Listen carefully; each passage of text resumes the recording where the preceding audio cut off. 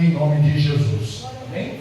Glória a Deus. A paz do Senhor, amados. Amém. Glória a Deus. Você está feliz com Jesus? Glória a Deus. Amém. Se você não está feliz, trate de ficar, porque é bom. Amém. Amém? Glória a Deus. Abra sua Bíblia em Gênesis. Eu vou pedir que você abra sua Bíblia em dois textos. Em Gênesis 3 e depois em Mateus 4. Olha aí. Gênesis 3. Glória a Deus. Glória a Deus. Deus é bom. Aleluia. Aleluia. Glória a Deus. Aleluia. Gênesis capítulo 3.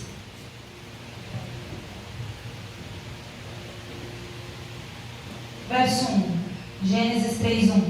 Ora, a serpente era o mais astuto de todos os animais selvagens que o Senhor Deus tinha feito.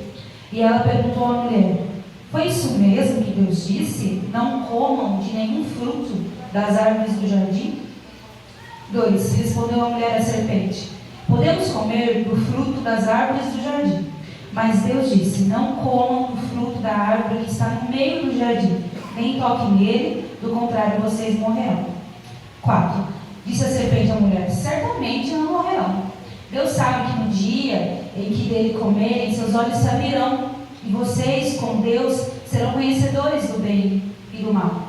Quando a mulher viu que a árvore parecia agradável ao paladar, era atraente aos olhos e, além disso, desejável para dela se obter discernimento, tomou do seu fruto, comeu e o deu ao seu marido, que comeu também.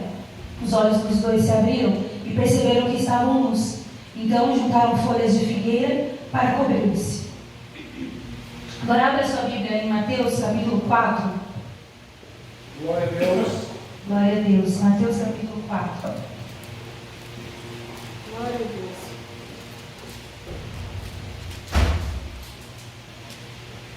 Aleluia. Glória a Deus. Glória a Deus. Aleluia. Mateus 4:1 diz assim. Mateus 4:1. Então Jesus foi levado pelo Espírito ao deserto para ser tentado pelo diabo. Depois de jejuar 40 dias e 40 noites, teve fome. O tentador aproximou-se dele e disse: se és filho de Deus, manda que essas pedras se transformem em pães. Jesus respondeu: está escrito, nem só de pão viverá o homem, mas de toda a palavra que procede da boca de Deus. Então o diabo levou a cidade santa, colocou-o na parte mais alta do templo e lhe disse: se és filho de Deus, joga-te daqui para baixo, pois está escrito, ele dará ordem aos seus anjos a seu respeito, e com as mãos eles o segurarão, para que não tropece em alguma pedra. Jesus lhe respondeu: também está escrito, não põe à prova o Senhor teu Deus. Depois o diabo o levou a um monte muito alto e mostrou-lhe todos os reinos do mundo e o seu esplendor. Ele disse: tudo isso te darei, se prostrares e me adorares. Jesus lhe disse: retire-se, Satanás, pois está escrito, adore o Senhor o seu Deus, e só ele prestará culto. Então o diabo o deixou, e anjos vieram e o serviram. Feche os seus olhos. Pai, essa é a tua palavra, e ela é digna de toda a aceitação, Pai. Pai, nós cremos que o Senhor tem algo, Senhor, para falar conosco. Nós cremos, Senhor, que tem algo do céu, Senhor, para os nossos corações.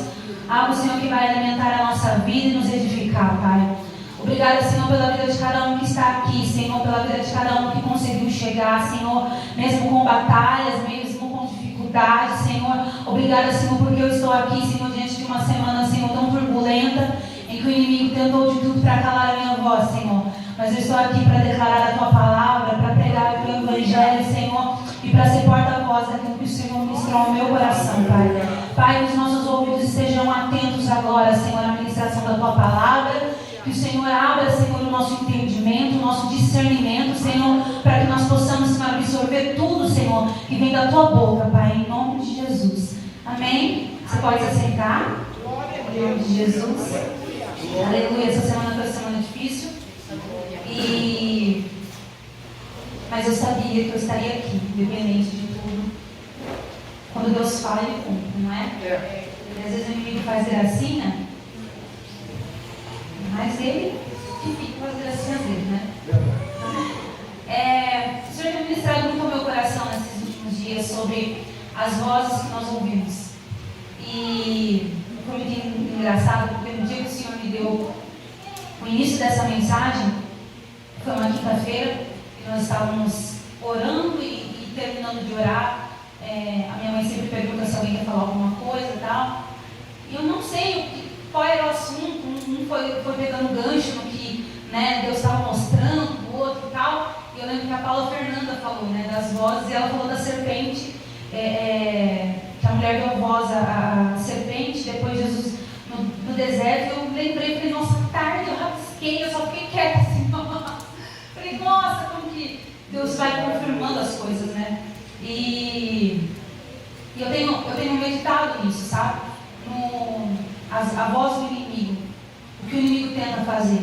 E aqui no Gênesis é uma passagem muito conhecida, quando a serpente enganou Eva, a fez comer do fruto, desobedecendo uma ordenança do Senhor, e os seus olhos foram abertos, ela deu a seu marido também. A consequência foi a expulsão do paraíso, distanciamento do Senhor. E eu tenho entendido que a voz da serpente é a voz da mentira, a voz da manipulação, a voz do engano, a voz que distorce a palavra, e é um ataque contra os princípios. Sabe, eu fiz meio que uma parafrase aqui desse texto.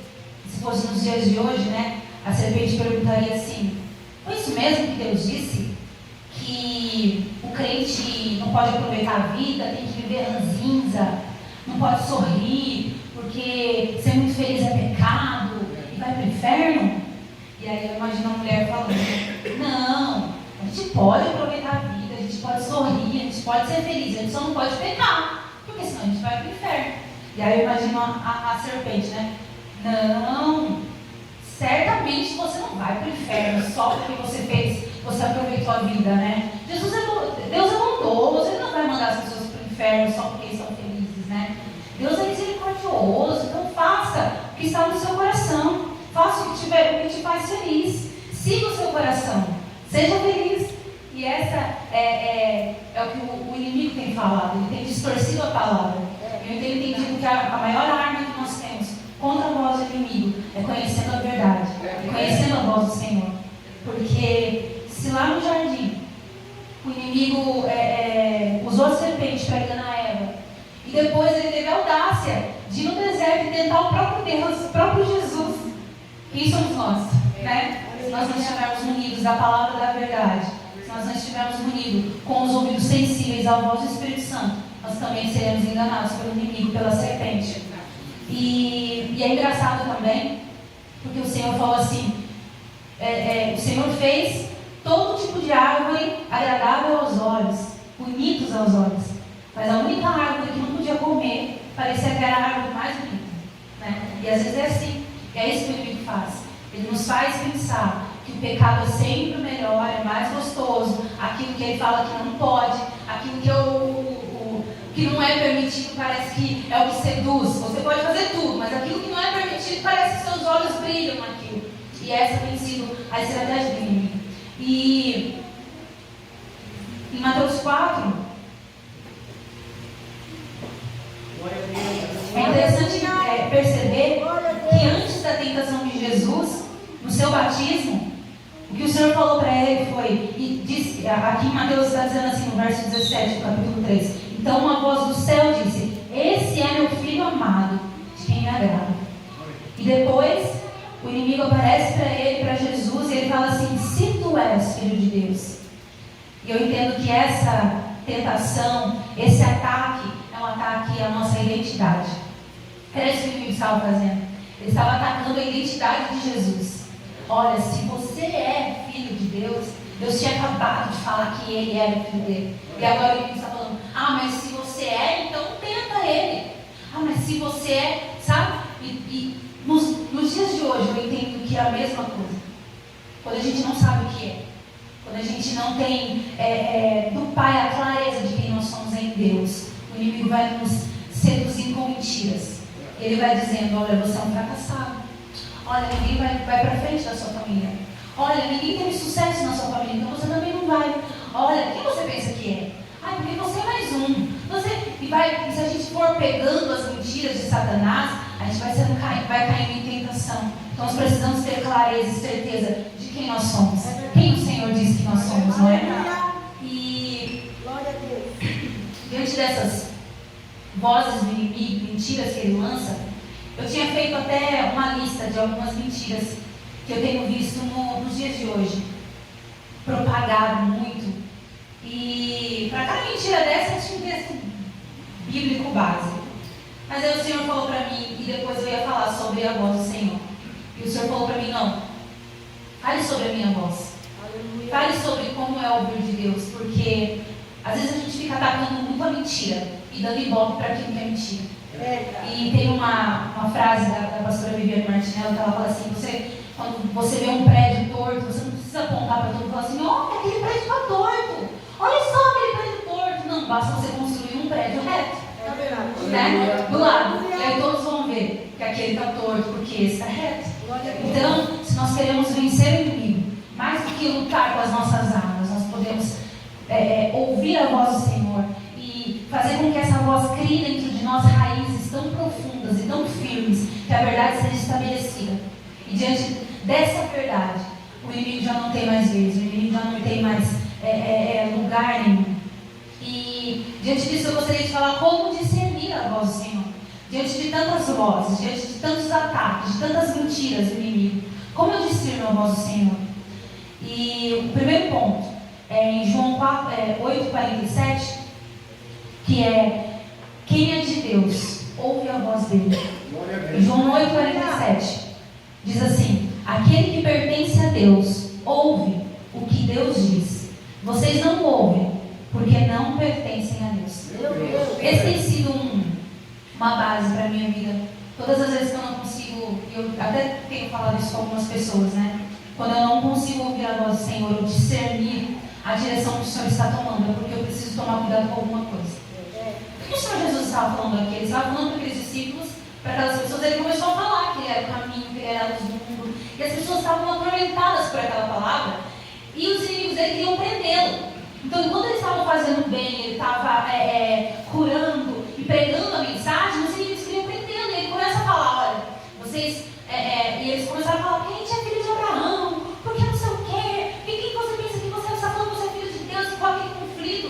E ele começou a falar: olha, se vocês fossem filhos de Deus, vocês saberiam que eu sou filho de Deus. E que o que eu falo não é por mim.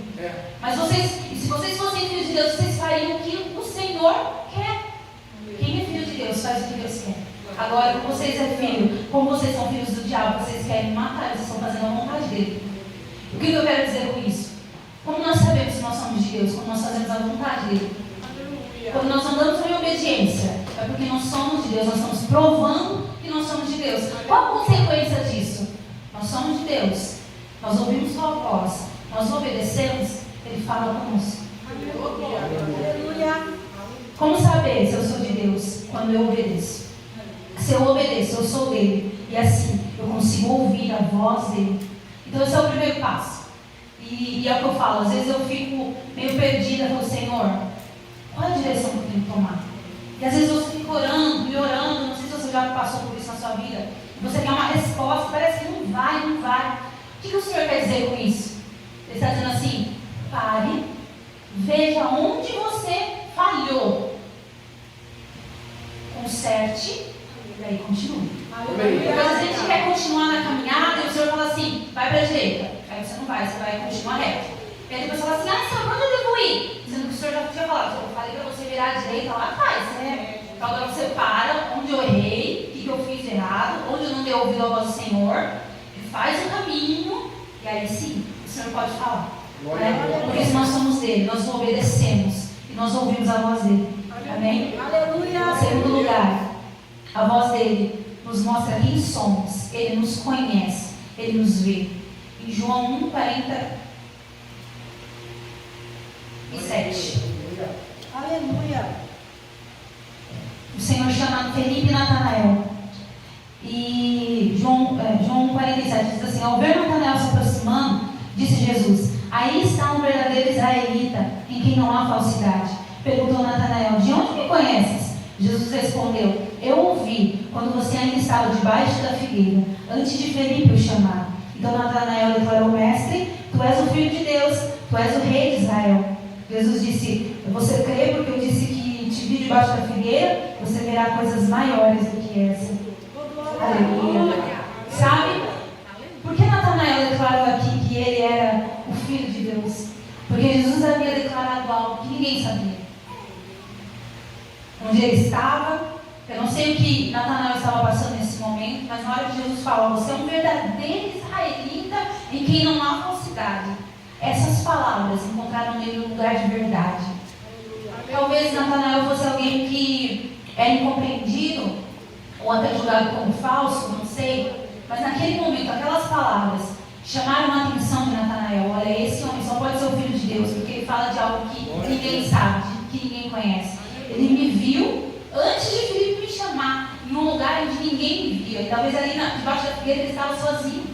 E é assim conosco também. O Senhor é aquele que nos vê, onde ninguém nos vê. Sabe, eu não sei onde é o seu cantinho de oração, eu não sei onde você costuma fazer as suas orações, as suas súplicas, onde você chora ali, copiosamente, escondido, mas o Senhor sabe. E Ele escuta e Ele te vê, sabe? Pode parecer que aos olhos humanos você está escondido, que ninguém está te vendo, ninguém está te ouvindo, você não é compreendido, mas existe um Deus que te vê, um Deus que sonda e um Deus que te conhece. Depois em Juízes, capítulo 6, verso 11, vai contar a história de Gideão. No verso 12 diz assim: então o anjo do Senhor apareceu a Gideão e ele disse: o Senhor está com você, poderoso guerreiro. Ah, Senhor, Gideão respondeu: se o Senhor está conosco, por que aconteceu tudo isso? Onde estão todas as tuas maravilhas?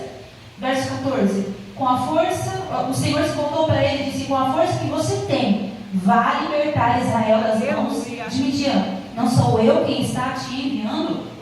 Eu estarei com você, respondeu o Senhor, e você derrotará todos os midianitas, como se fossem um só homem. Eu olho esse texto de Gideão e eu falo: ele era alguém improvável. Ele estava malhando trigo no lagar, que era um lugar de malhar uva, de pisar uva, para não ser visto e para não ser roubado daquilo que ele estava fazendo, da colheita dele. Então, ele estava com medo. Até que fala, ele estava ali para se esconder dos midianitas. E quando o anjo do Senhor aparece para ele, fala: o Senhor está com você, poderoso guerreiro. Parece poderoso guerreiro. Eu estou aqui escondido, com medo. Você fala, tem outra versão que fala varão valoroso. Não, calma aí, Senhor. Eu estou com medo, eu estou escondido. Olha o que esses midianitas têm feito com o nosso povo. Como assim que eu sou? O Senhor nos vê além da nossa ótica humana. Às vezes a gente acha, até a gente mesmo não acredita no nosso potencial. E o Senhor está falando assim: eu sei o que eu tenho para você. Eu sei a promessa que eu tenho para você. E eu não te chamo pelo nome que todo mundo te chama, nem muito menos por aquilo que você acha que você é. Eu te chamo pelo nome do propósito que eu tenho na sua vida. Você é um poderoso guerreiro. É porque com a força que você tem, eu farei você libertar o povo de Israel das mãos dos midianitas. Ele fala: não sou eu que estou te enviando. Então, a partir do momento que o Senhor nos envia, Ele nos respalda, Ele nos capacita para fazer aquilo que nós mesmos não temos capacidade de fazer. Depois em Isaías também, o Senhor diz e chama o profeta Isaías, né? Ele faz o chamado. Isaías 49. Antes de eu nascer, o Senhor me chamou. Desde o meu nascimento, Ele fez menção do meu nome. Ele fez a minha boca uma espada afiada. Na sombra da sua mão, Ele me escondeu. Ele me tornou uma flecha polida e me escondeu na sua aljava. Ele me disse: você é meu servo, Israel, em quem mostrarei o meu esplendor. Essa é a voz do Senhor. A voz que nos mostra o destino. A voz que nos mostra quem nós somos de verdade. A voz que nos mostra o chamado que nós temos. A voz que diz: olha, eu estou te vendo, eu te conheço, e o que eu tenho para a tua vida é muito maior do que os teus olhos podem ver.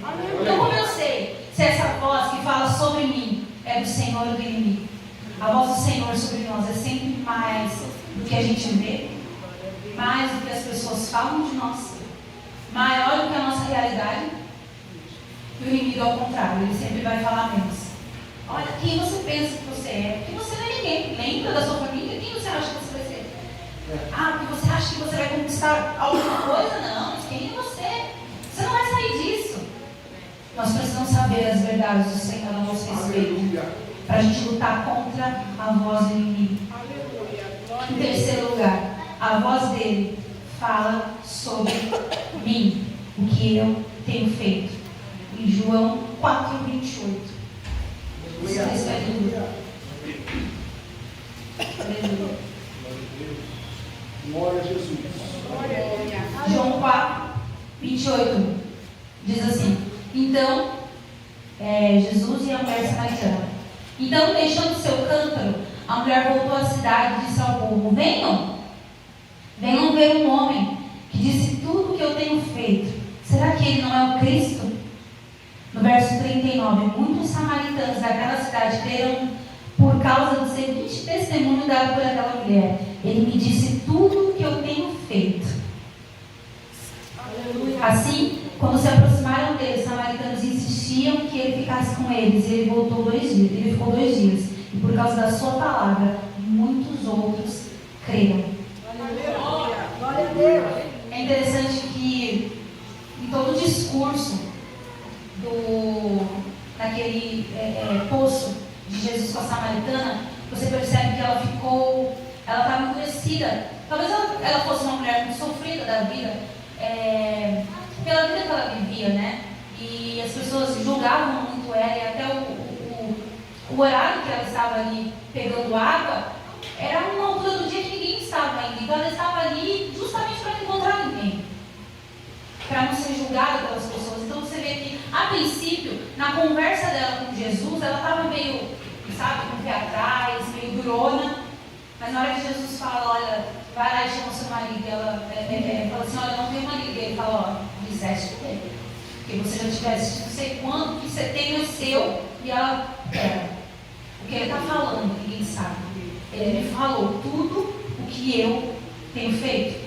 O que tocou aquela mulher sobre Jesus foi ele ter falado dos seus pecados. E aqui eu entendo que a voz do Senhor sempre fala sobre mim, o que eu tenho feito, o que eu tenho pecado. E aí que existe uma diferença entre o Senhor me falar do meu pecado, o Senhor e o inimigo me acusar do pecado, não é? Porque às vezes o inimigo ele usa os nossos erros como forma de acusação. Como que eu sei? O inimigo acusa quando você já deixou o pecado, já se arrependeu, já abandonou a prática anos atrás, e o inimigo está ali: ah, mas quem você pensa que você é? Você em 1965 fez isso. Então isso é acusação. E o que o Senhor faz? É aquela vozinha que vem, sabe? Olha, libera esse perdão no coração. Seu coração está muito duro. Libera perdão. Olha, eu acho que a forma que você falou não é legal. Fala mais manso. Volta atrás, se arrepende. Olha, abrace fulano. Eu não gosto de fulano, mas abrace. Ore por quem te persegue. Ore pelos seus acusadores. Perdoe. Essa é a voz do Senhor. O Senhor sempre vai falar sobre nós. E isso é lindo, porque quanto mais nos aproximamos do Senhor, mais nós vamos limpando a impureza que há em nós. Porque quando a gente se depara com a presença do Senhor, é como um espelho. E é impossível você ver toda aquela santidade, toda aquela beleza, toda aquela grandeza e achar que você está paio. Olha, eu estou muito santa porque eu estou vendo o Senhor. Não, é o contrário. Você fala: nossa, isso é muito. Ele é muito grande, ele é muito santo. Eu sou muito impura, eu sou muito pequena. Olha a minha vida de pecado, eu sou pecadora, eu erro toda hora, tenho pensamento. E você vai se arrependendo dos seus pecados. Esse é o verdadeiro encontro com o Senhor. E esse encontro que aquela mulher samaritana teve com Jesus, que mudou a história de uma cidade inteira. Glória a Deus. Esse é o poder do testemunho, sabe? E é essa voz que deve falar conosco: olha, eu quero mudar a sua vida, não para te acusar, para você se sentir incapaz ou indigno. Não, é para que através da sua mudança outras pessoas possam ser alcançadas. O Senhor quer salvar muitas vidas através do encontro que Ele quer ter contigo. Amém? Em quarto lugar, a voz dele produz vida. Podem ser duras, mas nos livra da condenação e da morte. João 6, 63. Aleluia. Glória a Deus. Glória a Deus. Aleluia. Glória a Deus. Glória a Deus. João 6,63. O Espírito dá vida.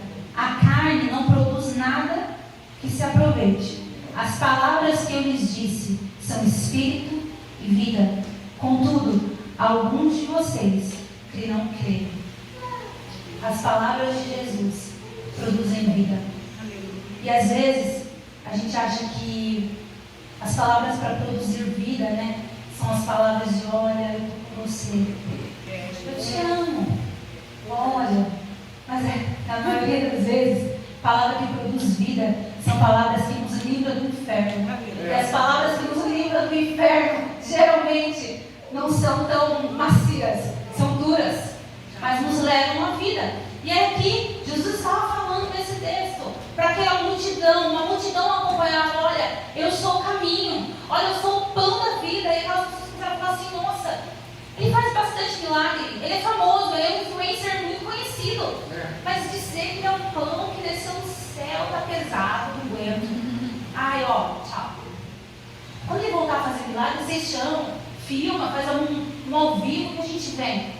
Mas não, as palavras dele não dá, é muito contra o que a gente acredita. E as pessoas começaram a deixar ele, ele começa a falar. E até no 60 fala: ao ouvir isso, muitos dos seus discípulos disseram: dura é essa palavra, quem pode suportá-la? Só pode suportar as palavras duras de Jesus quem quer ter acesso à vida, que delas emana, sabe? E é isso que diz, o Espírito dá a vida. Então, às vezes, as palavras de Jesus vão nos confrontar. Na maioria das vezes elas vão, sabe? Vão contra aquilo que a gente quer, vão contra aquilo que a gente espera, vão contra o desejo da nossa carne, na maioria das vezes. Mas elas trazem vida, nos livram da maldição e da morte eterna. E para terminar, Aleluia. Glória a Deus. a voz de Jesus nos desmonta. Gostaria que vocês colocassem em pé. Aleluia. Há poder na palavra de Jesus, há poder na voz de Jesus. Eu creio, Jesus. E João 7,46 diz assim. Eu vou ler o 45. Esse texto é lindo. Finalmente, os guardas do templo voltaram aos chefes dos sacerdotes e aos fariseus, os quais eles perguntaram: por que vocês não trouxeram? Verso 46. Ninguém jamais falou da maneira como esse homem fala, declaram os guardas. Aleluia. A palavra do Senhor diz que aqueles fariseus, os chefes dos sacerdotes, os fariseus, mandaram com que alguns guardas fossem prender Jesus. E chegando lá, eles viram Jesus pregando. E eu imagino aquela situação: tá muita gente, né? Vamos só esperar daquela calmada, daqui a pouco a gente prende. E eles foram ficando. E no que foram ficando, eles foram ouvindo. E no que foram ouvindo, o coração deles, a palavra de Jesus entrou. Glória. E eles não conseguiram fazer nada contra Jesus. Porque há poder na palavra de Jesus. Há poder na palavra de Jesus. E até aquele que tenta fazer mal fica desarmado diante do poder que há na palavra de Jesus. A palavra de Jesus nos desmonta. Sabe, às vezes a gente está armado para tanta coisa. A gente está com o nosso projeto, a nossa vida estruturada e com argumentos e tudo muito bem desenhado. E basta uma palavra de Jesus para tudo desmoronar. Sabe, Deus não é aquele que tem um livro que chama Deus que destrói sonhos. E é bem interessante. E parece, mas Jesus parece que eu só queria isso, Jesus não quer que eu faça isso. E a gente fica igual criança mimada. E na verdade o Senhor, Ele às vezes desmorona alguns planos, às vezes o nosso castelinho de areia vai por água abaixo, porque o que o Senhor tem para nós é muito maior e muito melhor. Glória a Deus. Porque Ele vê que lá na frente o nosso castelinho de areia vai por água abaixo. A maré vai subir e a água vai levar. E Ele quer dar alguma coisa firme na rocha para a gente. Então as palavras de Jesus são duras. As palavras de Jesus às vezes nos confrontam, Jesus. mas elas são vida, elas produzem vida, elas nos desmoronam, elas nos confrontam, Da glória, aleluia. ela nos abraça. A palavra de Jesus, a voz de Jesus é igual. Se eu pudesse dizer para você, meu irmão, que está aqui, Seja adorado. muitas são as vozes nesse mundo, Aleluia. muitas são as vozes que falam aos nossos ouvidos dia após dia. Se a gente liga a TV, tem voz. Se a gente abre o WhatsApp, tem voz. Se a gente recebe amigos, tem voz. Se a gente ouve pessoas, tem voz. Se a gente fica do lado de fora, tem voz. E o Senhor está falando assim: ouça a minha voz. Sabe? Não há arma mais poderosa contra as mentiras do inimigo do que a voz do Senhor. Para conhecer a voz do Senhor é se aproximando dele e recebendo da palavra dele. Sabe, a partir do momento que você tem intimidade com a palavra do Senhor, quando o inimigo vem com mentira, você já não. Deus falou. Assim, assim, assim. Glória a Deus. Então isso é mentira. Eu gostaria de contar rapidinho algo que aconteceu. Eu até contei para minha mãe que o Senhor estava ministrando isso ao meu coração, do poder de você ouvir a verdade da voz do Senhor, não é? E a voz que te dá destino, a voz que te mostra quem você é. Eu me lembro que, na verdade, a gente era adolescente, e adolescente, às vezes você tem que ficar meio assim, né? Era menina, adolescente, então tem que ficar assim, viu, faz a unha, vai ficar bonito, vai ficar a unha tudo feia, com os esmaltes não sei o quê, né? Olha esse pé, fica andando com o pé descalço, minha mãe ficava pegando no nosso pé. Então, todas as vezes que a gente estava com o pé bonitinho, ela falava. E eu me lembro de uma vez, isso ficou gravado na minha memória. Do nada, minha mãe estava sentada do meu lado e ela falou assim: a gente estava na casa de alguém, eu acho. Nossa, como seu pé é bonito. Seu pé é muito bonito. Que pé, olha, esses dedos são perfeitos. Dei aquela inspirada, falei: nossa, a minha mãe falou, né? Não. E aquilo ficou dentro de mim. Meu pé é lindo. Ele é grande. Ele tem um tamanho, né, um pouco abatejado.